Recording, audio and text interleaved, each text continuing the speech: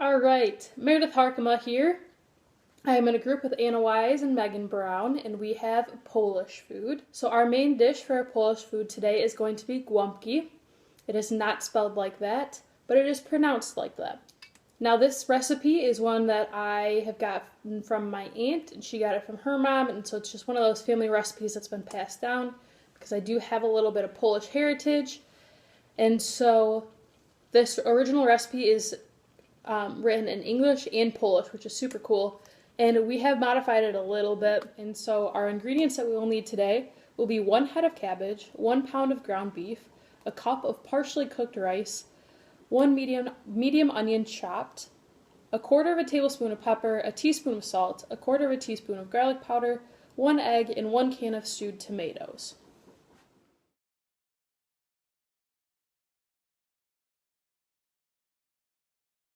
My rice is partially cooking in my rice cooker. I'll just turn that off a couple minutes early, just so that it doesn't get fully cooked. Otherwise it will get soggy because you will be cooking these again after you roll them. Over here I'm boiling my head of cabbage. You just want to get those leaves nice and soft so that you can roll them well without them breaking. I've got a couple leaves here already done. You can see that I can bend them and they are not going to crack on me, so that's perfect. That's what you want. Alright, now that everything has been prepped, we are going to start to make our filling for this. So we're going to take our pound of ground beef, or you can use a pound of whatever type of ground meat you want, whether that's ground turkey, or if you want to go vegetarian and use a ground impossible meat, go for it. And you're just going to combine all of your other ingredients except for your stewed tomatoes. That's going to be for the end. So I've got my 1 egg.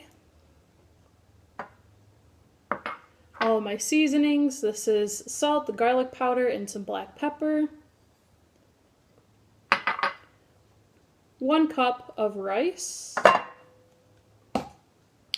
And my chopped onions. This is 1 medium onion chop. You're just going to combine this all together until it's nice and even looking. Alright, now that our filling is all evenly mixed, our cabbage is all softened to the point that we can get rolling, we're going to get rolling. So you're going to take your cabbage leaf, put it down, and you're going to take a scoop. I'm going to use an ice cream scoop because it's going to give you better results, and this is just what my family has always used to do this. So you're going to take a scoop of your filling, put it in the middle. Sometimes you gotta use your hands to get this. Also, I did wash my hands because you do get your hands all up on this.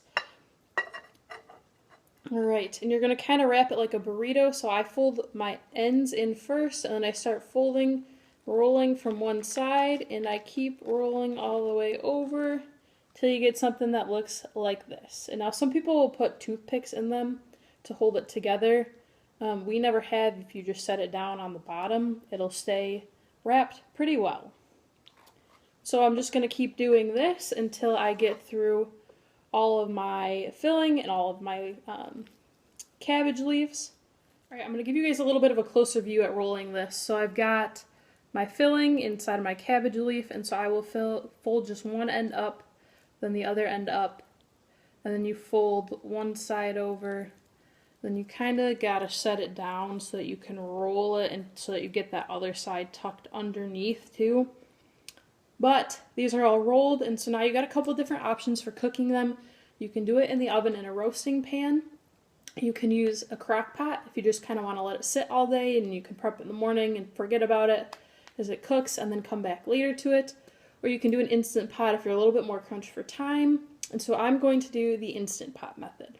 Alright, I'm getting these transferred over to my Instant Pot, and I'm going to make 1 layer on the bottom, and then after I have the bottom filled up, I am going to put on a layer of the stewed tomatoes, just to make sure that they'll get at least somewhat evenly covered. And so if you're doing this in the oven in a roasting pan, you might not need to do a couple layers. You might be able to fit everything just on 1 layer. And so just go ahead and put the stewed tomatoes over the top of that. So layer 1 of my Golabki, my cabbage rolls, is in, so I'm just going to add some stewed tomatoes.